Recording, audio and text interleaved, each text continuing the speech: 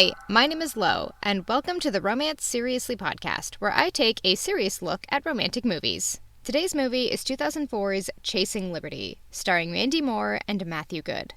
We open on Anna Foster, played by Moore, getting ready for a date. She's got the fake tan and frosted pink lipstick, but cycles through a variety of off-the-shoulder tops, short skirts, and low-rise jeans while practicing the line, "Of course you can kiss me," enough to make it clear that that event has never happened. Eventually, the camera pulls out to reveal Anna's home, the White House. Her date, Grant, arrives to pick her up, only to be flustered when his car gets searched, including the flowers he brought for Anna. He's sheepish handing over the ruined bouquet, but Anna is both used to it and touched he bothered at all. Mostly, though, she's eager to get going, finally alone with Grant, and her 4-car detail of Secret Service agents. Once in the restaurant, Anna and Grant's date appears to be going well. A little awkward, but what first dates aren't?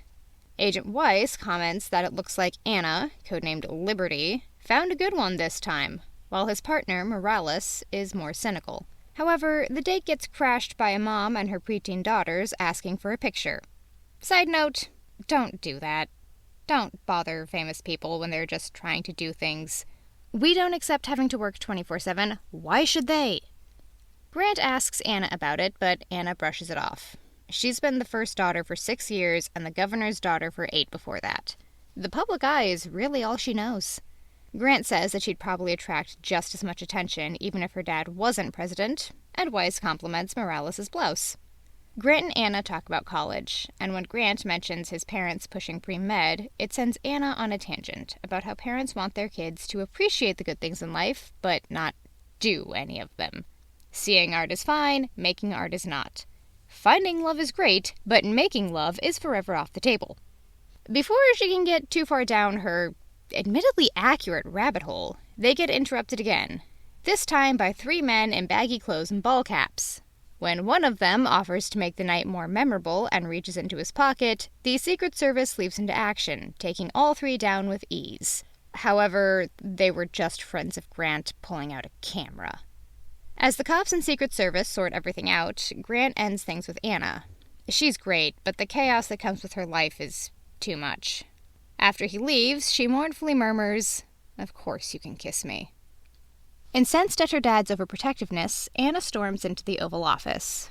That many agents was overkill, and she's going to die before ever getting to third base. Or second base.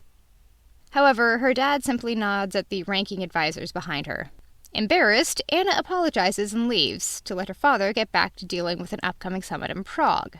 Once she leaves, though, her dad's first question is clarifying what third base is. He gets a cavalcade of answers, and shout out to the lone female advisor straight up claiming she doesn't remember. Solidarity, sister. The next day, Anna glumly picks at her breakfast.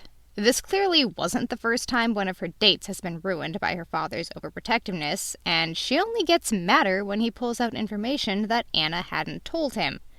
Which means she was being eavesdropped on at the absolute best. All she justifiably wants is to go on a date without guys who wear sunglasses indoors at night or bad suits listening in. She tells her dad that he can make it up to her in Prague. Let her go to a concert with Gabrielle, the French ambassador's daughter, with 1 agent. Her mom backs her up, and when her dad counteroffers with Weiss and Morales, she accepts, and her dad promises. 2 agents, no more. Anna tries to press her luck by asking to go to the Berlin Love Parade, a music festival that's somewhere between a peace rally and an orgy, but the line is drawn. Concert, yes. Love Parade, no. In Prague, Anna happily fulfills all her diplomatic obligations, ending with a banquet. Anna runs into Gabrielle, who the president is dismayed to see has grown up, with a sexier fashion taste and a pierced tongue, 2 things no father wants to see on his daughter's friends. Gabrielle and Anna change and get ready for the concert, a process that apparently involves a dye job and haircut in the bathroom, as Anna has suddenly gone from caramel-colored hair to her upper back to chocolate brown and shoulder length. I'm not even being snarky, that is explicitly what happened. President Foster is dismayed to see his daughter's more mature look, and immediately changes Anna's Secret Service plans. Anna and Gabrielle weave through the crowd, followed by Weiss and Morales, who discuss jet lag tips as Weiss hits on Morales again. Anna bumps into a British guy outside the opera house that's hosting the show and is immediately smitten. But Gabrielle drags her forwards, promising plenty more cute guys inside. Anna agrees once she gets in, with Gabby promising even more in Berlin. Anna is clearly reveling in the freedom she hasn't had since she was 4, which makes it all the worse when she spots multiple Secret Service agents in the crowd, both overt and plainclothes. Anna is rightfully angry and slinks off to the bathroom to rage when Gabby spots a girl who looks nearly identical to Anna's new look. One jacket swap later, and Anna's making a bid for true freedom. She makes a beeline for the cute British photographer from earlier and asks him for some help getting out of there. Once he hangs up his cell, he agrees, and the two ride off on his motorcycle. The large SUVs can't navigate the pedestrian area quickly enough to keep up, and away Anna gets. The two swap names. Anna's freelance getaway driver is Ben Calder, played by Matthew Goode. He stops to let her off, Anna gratefully thanking him for the help. He asks if she has a last name, as she hadn't given it. Anna tries to play it off, but when she spots the Secret Service again, she hops on for another ride to Ben's amusement. This time, he successfully evades the Secret Service. Ben asks what she did to get a chase sequence, but Anna deflects again. She once again leaves Ben, or tries to. Cute Brits who provide no questions asked escapes are quite attractive. He does call her back over, but that's because she still has his helmet. He asks if Anna knows where she's going, which, fair enough, she's in a random spot in an unfamiliar city, and she sheepishly admits she's meeting a friend at the Marquis de Sade bar, but doesn't know where it is. God, I love GPS and smartphones. Ben, though, calls a friend who knows where it is, and tosses Anna the helmet back to give her another ride. At the bar, Anna is taking full advantage of Europe's lower drinking age. Ben declines, though, as Anna is partaking enough for both of them. She tells him she's backpacking through Europe, but after a few questions, Anna fesses up. Ish. She's vacationing with her parents and couldn't take the 5-star hotels and 7-course brunches anymore. Ben needles her a bit, but Anna's self-consciousness about her privilege and sincere desire for something more real bleed through enough that she never seems spoiled. She then turns it on him, asking what he's doing here. Ben says he's on holiday, indulging his photography hobby. Unfortunately, their conversation is cut short by the Secret Service turning up again. At Ben's suggestion, Anna hides in the bathroom. As soon as she does, though, Ben picks up to leave, where he runs into Weiss and Morales, who immediately ask Agent Calder why he left the concert with Anna. Ben just points out how bad of a scene Anna would have caused with photographers everywhere. Now she's hiding in the loo and drunk, so getting her in the car should be pretty easy. He bids the others good night and leaves before shit goes down. Her dad is fuming at her recklessness of running off with a complete stranger, though her mom keeps reminding her husband that he's Secret Service, and she's more concerned that her husband has taken up smoking again. President Foster argues it doesn't count because Anna doesn't know Ben's Secret Service, at which point the light bulb clicks on. He asks the agents on hand for a rundown on Ben. Raised in England by a British mother, but his father was American. CIA, in point of fact, though killed in the line of duty 7 years ago. He's the youngest agent in Europe and seen as very capable. The president speaks to Ben and tells him that he wants him to stay with Anna, but to keep his identity as a Secret Service agent secret. The president figures Anna will be back after a night without MTV and clean sheets, so this will get some rebellion out of her system without putting her in danger. Provided she never finds out, of course. Ben's not happy about it, but what can he do? The Secret Service clear off, leaving Anna in raptures over the chance to see the real Prague rather than the overly polished version shown to a visiting dignitary. She's also drunk as shit, so Ben skips the bike and they go for a walk. Unfortunately, a drunk brain, plus never having had a speck of freedom before, results in Anna deciding to swim naked in the Danube, and proceeds to strip down and do just that. Even being told it's the Vltava doesn't help, though I do agree that swimming naked in the Danube sounds much better. Ben tries to talk Anna out of it, but persuading a determined drunk girl to keep her clothes on is much, much easier said than done. Eventually, Ben just gives up, muttering that he's a dead man and turning his back so she can get out with privacy. At which point, he sees the restaurant with a patio full of patrons. He gets in the river to get Anna out before it becomes a complete debacle, And one American tourist does take a few pictures, but Weiss and Morales buy his camera off him before he really realizes what he's seeing. After that debacle, Ben tries to persuade Anna that a bubble bath would be perfect right about now. Ben is annoyed as he's wet, cold, and starting to chafe, but Anna simply tells him that's his fault for getting in the river fully clothed. She gets distracted when she hears music. It's an opera performance being broadcast in a public square, and Anna is delighted, but decides she wants a better view, so she scampers up onto a rooftop. She loses her grip and almost slips off the roof, but that just delights her all the more, as even that danger is totally alien to her. Anna and Ben settle in to watch La Belle Helene, where Paris is seducing Helen under the pretense that she's dreaming. Ben disapproves, but Anna argues that it's the only way Helen will show Paris her true feelings. Ben asks Anna if that means she thinks deception is okay for the right reasons. This sends Anna off on another theory tangent, arguing that truth isn't always good and lying isn't always bad. Ben laughs and takes her photo, mostly to distract her from Weiss and Morales on a nearby roof. Weiss remarks on the romantic setting, almost as if he and Morales were on a date.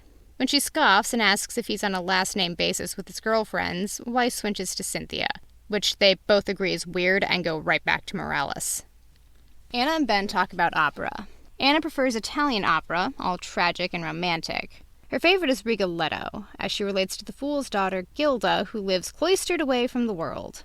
Ben pokes fun at her, as with trips to Europe and tickets to the opera, her life can't be that bad. Anna agrees that it isn't. She's just lonely, in spite of the fact of how she's never been alone. The beer, though, finally overtakes Anna, and she falls asleep on Ben's shoulder, just as Weiss does with Morales. The next morning, both pairs wake up to the Czech sun.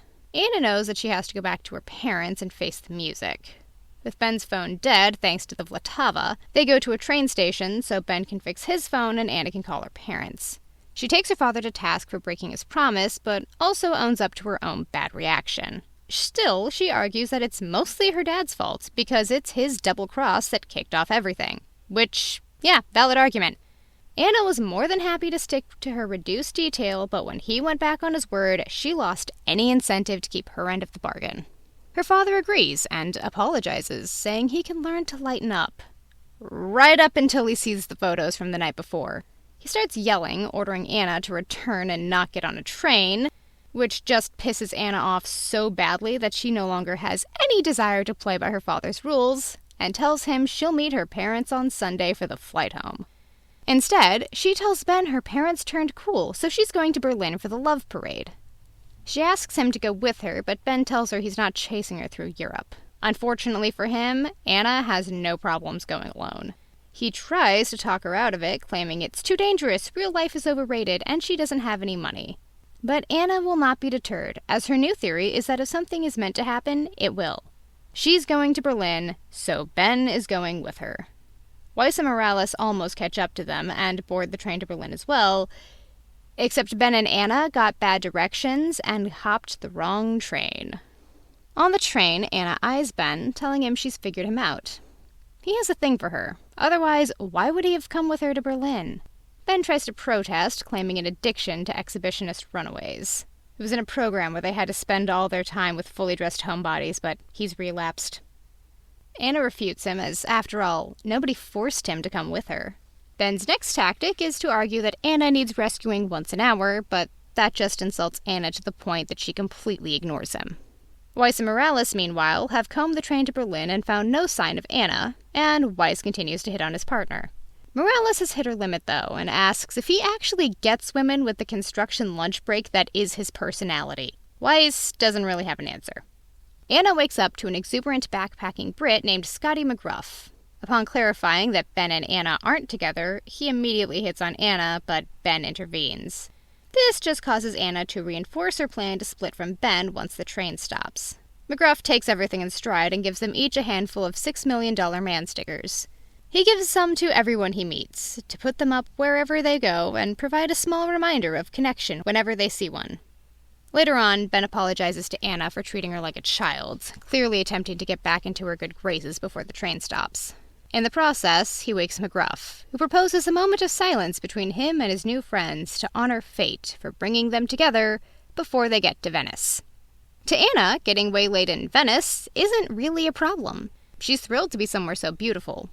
Ben is less so, especially when he can't call in from a payphone because Anna disappears into the Venetian streets. President Foster resists the urge to call in the cavalry, not wanting to cause an international scene. Instead, he has Weiss and Morales taken to Venice by helicopter as Anna, Ben, and McGruff see the Doge's Palace, the Bridge of Sighs, and the Rialto Bridge. Weiss and Morales get into Venice, though Weiss is acting rather subdued. The change is clearly irritating Morales, who tells him to knock it off. Weiss is still smarting from the construction lunch break comment, and refutes Morales when she claims she didn't mean it. Ben and Anna decide to get some dinner while McGruff wanders off for gelato, which is a good decision. Gelato is magical. But he makes sure to give them a big hug before he goes. However, when Anna reaches for her wallet to pay for dinner, she finds stickers instead. Ben tries to calm her down and pay instead, only to find he got pickpocketed as well, just in time for some American tourists to recognize Anna. Anna ends up bolting, which leaves Ben with no choice but to run after her, and then the waiters and Weiss and Morales chase them. They lose their pursuers and end up right by a gondola. Anna would love to take a gondola ride, but Ben is less than enthusiastic. The gondolier is excited, as they would be his first customers, but Anna sheepishly admits they don't have any money on them. However, she then spins a tale of them being newlywed star-crossed lovers, and he takes pity on them and lets them have a ride for free. As they cruise the canals, Anna remarks that even though she's married Ben, she doesn't know anything about him. Ben attempts to deflect the not question, but gives in. He was born in Wales, raised in London after his mom left his dad. Dad was a workaholic, and Mom always wanted his dad to make the big gesture. Quit his job and stay home for her, to be more present in their lives. But that didn't happen, because it doesn't in real life. We also learn he's 23, which... that is playing so hard with the age gap algebra. I mean, the pass-fail depends entirely on if you round up or down, because down they're in the clear, but up it's a no-go. They settle in to enjoy the ride when Ben spots the waiters from the restaurant. God, those are some determined waitstaff. After the first 10 minutes, I'd just let it go. Still, to prevent a scene, Ben pulls out the good old fake-out make-out, and it goes on long enough that it stops being a fake-out. When the gondolier offers to drop them near their hotel, Anna realizes they don't actually have one. So the gondolier offers to let the newlyweds stay with him for the night. His mother, who he lives with, Natch, is less than pleased, especially because this is on top of her son quitting his stable job as an accountant to become a gondolier. But when she learns they're newlyweds, she changes her mind. Weiss and Morales are looking all over the Venice back streets when Morales gives up and decides to check in with the local police. Weiss confesses he hasn't had a girlfriend since his bangs stopped covering the receding hairline. Morales tells him to stop overcompensating with the macho act, and maybe just start cutting his hair short instead. After all, he's a good-looking guy. But when the implications of what she says hit her, she walks off before they have to deal with it. Back with Anna and Ben, Anna enters the bedroom in just a towel. Ben, reading her intentions very correctly, immediately says he'll sleep on the floor. Anna protests that there's plenty of room for both of them, but he is firm on the floor. He then takes off his shirt and starts to strip off his jeans before seeing Anna eyeing him and thinking better of it, before settling down on the floor. Anna is not dissuaded that easily and lays down beside him. Ben jumps up and tries in vain to get Anna to go to bed anywhere else. When Anna drops her towel, Ben first asks her to stop taking her clothes off around him before harshly shutting her down. Anna asks if he really didn't feel anything when he kissed her, and while Ben says no, it's clear he's lying. The next morning, Weiss and Morales are at the Academia Bridge, calling in a status update to the president. Weiss notes how beautiful the view is over the Grand Canal at sunrise, and refuses to go on until Morales takes a moment to appreciate it. After all, being beautiful isn't enough. You have to be able to appreciate beauty as well. Morales is glad to have Weiss back to normal, and does take a moment to soak it in, as Weiss gives thanks for Anna's recklessness leading them here. Anna and Ben get a lift into Austria from the gondolier, and will someone explain to me why a person who lives in Venice proper, where you can't even ride a bike, has a car? Because you'd have to keep it on the mainland, and there's not really a reason for that if you live in the city, and okay, I'm getting distracted. The point is, they end up in Austria, and Anna is still hurt and angry from the previous night. Which, fair enough. If I offer myself up on a platter and get shut down that hard, I'm not getting over it in a night. Weiss and Morales, meanwhile, have found the gondolier's mother and ask about Anna and Ben. Ah, the newlyweds! Weiss and Morales freak out because that is about the only way this could have gotten worse.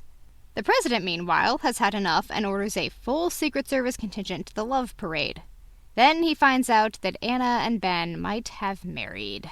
Meanwhile, in Austria, Anna asks Ben if he has a girlfriend, and when he says no, tells him he could have told her he was gay. When Ben protests that he does in fact like girls, he promptly realizes the trap he's fallen into. Anna thanks him for providing her the insight that she's not alone because she's never had any opportunities or privacy, she just can't attract guys. Thank you for clearing that up. Anna gets so pissed off that when a farmer drives by, she has no qualms about hitching a ride and leaving Ben in the dust.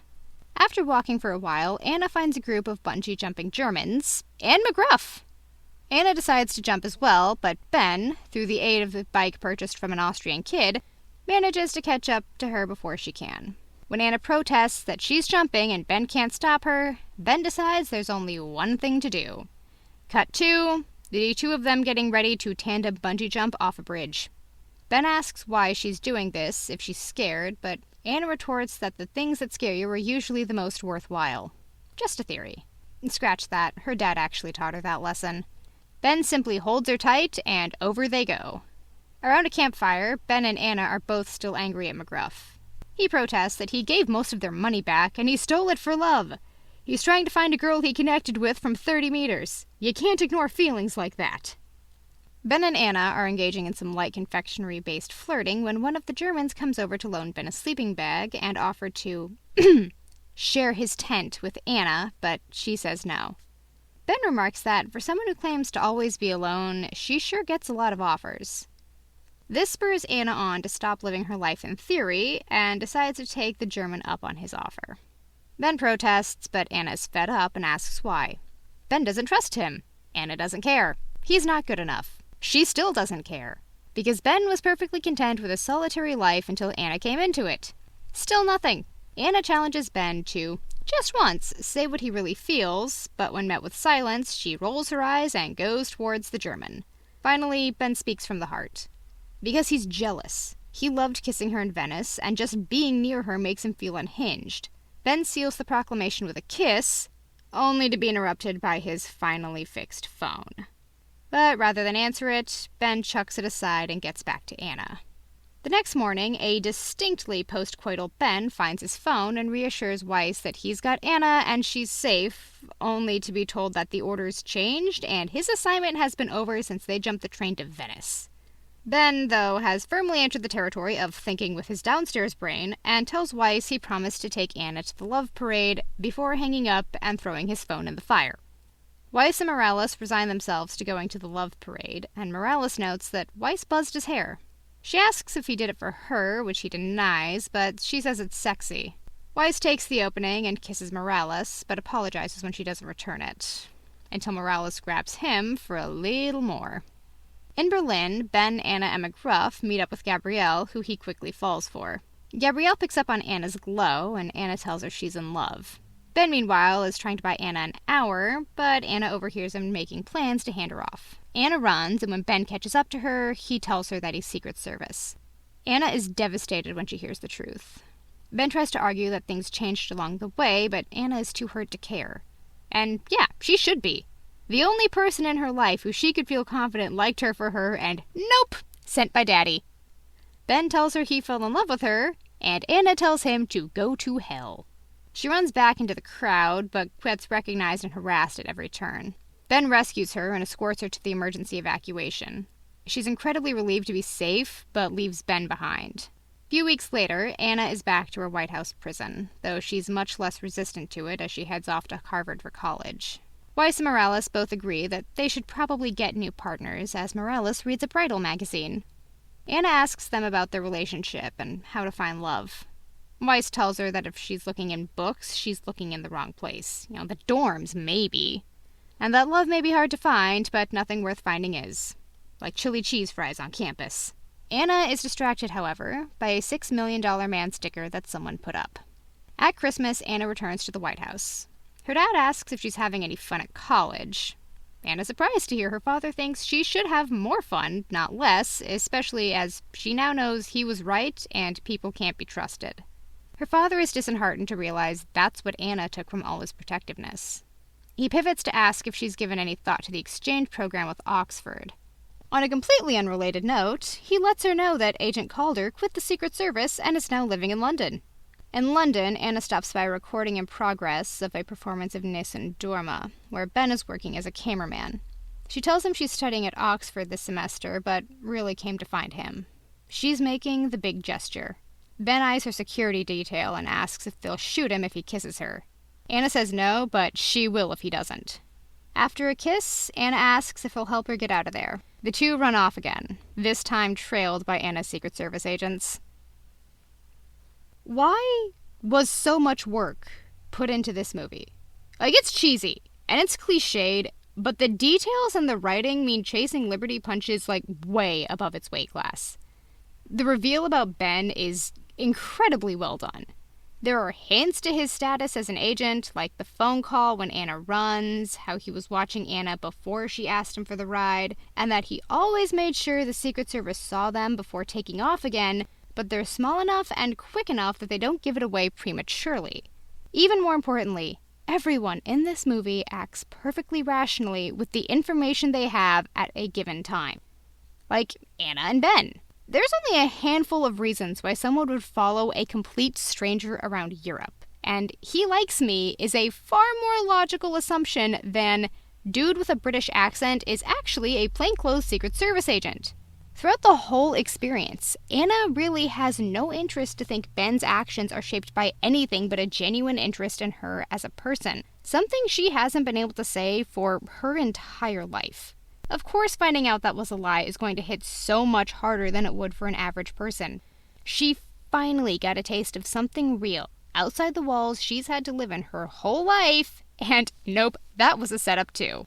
She was too hurt and angry to act carefully at the love parade, plus her inexperience with the seedier side of life obviously got her into trouble. Even her rebelliousness tracks. Anna maturely owns up to her own poor reaction to the extra agents and is completely willing to face the music until her dad starts yelling at her out of, from her point of view, absolutely nowhere. At which point she decides if she's going to get in that much trouble, she might as well make it worth it, which is perfectly sound reasoning for an 18-year-old. Ben is on the job. He enables Anna's recklessness because those were the last orders he got. His cell was damaged, and he was never able to call in at the train station. Of course he kept hiding her from everyone. He was never told to do differently. And while part of that is self-inflicted, by the time he's able to reestablish contact, Ben's fallen for Anna. He had likely already decided to quit the Secret Service for her, and thus was making decisions as her boyfriend, not a Secret Service agent, and prioritized Anna's happiness over his orders.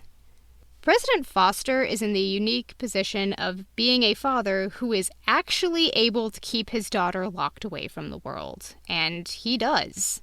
However, his overprotectiveness is a major factor in Anna's rebellions, as she cannot do anything without being watched and reported on. The First Lady is able to see that Anna will stop pulling so hard at her leash if it's not so tight it's choking her every time she moves. And her father eventually comes around to the same conclusion. Additionally, a huge part of Anna's naivete and impulsiveness is that her father has shielded her so much that she never learned basic safety or character judgment. He's also trying to avoid creating an international incident and thus wants Anna recovered not only quickly, but quietly. Weiss and Morales are Anna's main security detail. They've been putting up with this for God knows how long. While for Ben, this is a make-or-break assignment, they're used to it. They're stuck playing catch-up and have a decent amount of, oh, for fuck's sake, at the amount of chaos Anna tends to leave in her wake. Of course, they're spending as much time thinking about their relationship as finding Anna. This is not that weird to them. Even the marriage. All the Secret Service has to go on is that Anna, who is 18, a romantic, and looking for some action, went off with the first cute guy she found. And she's making reckless, impulsive decisions on top of it. Ben, meanwhile, might be a Secret Service agent, but he's also 23 and male, traveling with a cute, impulsive girl, and has shown a willingness to color outside the lines. Plus, given that his dad was CIA while his mom was British, it's not out of the realm of possibility to think that something like this is how his parents met, and thus, marrying someone you knew for 2 days on assignment is something he's been raised to see as romantic. The dialogue is a lot sharper than one would expect from a cookie-cutter rom-com. This is likely a result of drawing inspiration from The West Wing, which was still airing at the time of production. It's not Aaron Sorkin, but it is Sorkin-esque. Very dry and sardonic, but it works well. Weiss's construction break personality, President Foster's remark to fund a study on why people get their tongues pierced, Anna's insistence that a river is the Danube because no one wants to say, I swam naked in the Vltava. It's surprisingly quotable and zingy. Even the opera references work. The bit of La Belle Helene we see is about seduction under false circumstances that happens because Helen's father didn't give her any say in her own life. So of course she jumped at the first bit of independence she could get. Gilda and Rigoletto was taken advantage of specifically because her father's overprotectiveness left her naive and vulnerable, and Nessun Dorma is a love confession.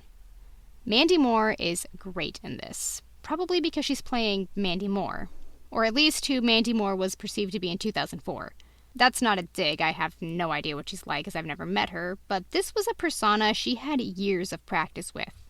The sweet girl next door, no matter how famous she got, with just enough edge to her sweetness to keep her from being unrealistically saccharine or unrelatably wholesome. I genuinely appreciate Anna's horniness, as too often, teen and young adult works frame love as a feminine desire, while lust is masculine. But here, Anna is blatantly looking for some action. From a good man, sure, but she's still far more interested in getting off than finding happily ever after, while Ben is the one interested in a more emotional bond. She's also got a decent sense of self-worth, especially for an 18-year-old. When Ben rejects her in Venice, she asks what's wrong with him, turning down an incredibly consenting, pretty girl offering herself up on a platter, rather than assuming there's something wrong with her, which I feel most girls in her position would have done. Ben is less developed as a character, as Chasing Liberty is fundamentally Anna's coming-of-age story. However, he does have a distinct presence. He's a great mix of uptight and laid back, wanting things to be steady but having little problem rolling with the punches.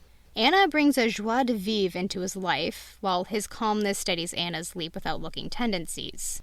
They complement each other, and his backstory does a great job of implying without expositing. Does it say outright that the fundamentally British Ben joined the American Secret Service out of a desire to connect with a frequently absent father who left for good when he was 12 and died when he was 16? No.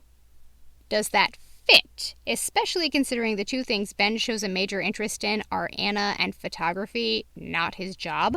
Yes. Plus, he's 23. That is a perfectly sound time to start realizing the things you did out of family obligation don't actually suit you. Chasing Liberty was filmed on location, except for somehow Boston, and it definitely helps ground the movie in a more realistic setting. It strikes a good balance between shooting the tourist sites and using the back streets to show you the day-to-day of these cities, like Venice and Prague. I will say that I was in Venice last month, and you could not use a lot of the water entrances off the canals like they do here. But I'm genuinely unsure if that is artistic license or 20 years of global warming raising the water levels. Seriously, if anybody doubts the impact of climate change, the Venetian canals are a sobering example. You can see the waterline at doors that used to be 10 feet above it. Chasing Liberty is one of my all-time comfort movies. Moore and Good are great together, it's witty and sardonic, and it hurts just enough to keep the sweet ending from tipping into saccharine. It really should be a forgettable, half-hearted mess, but bafflingly, it's much, much better than that.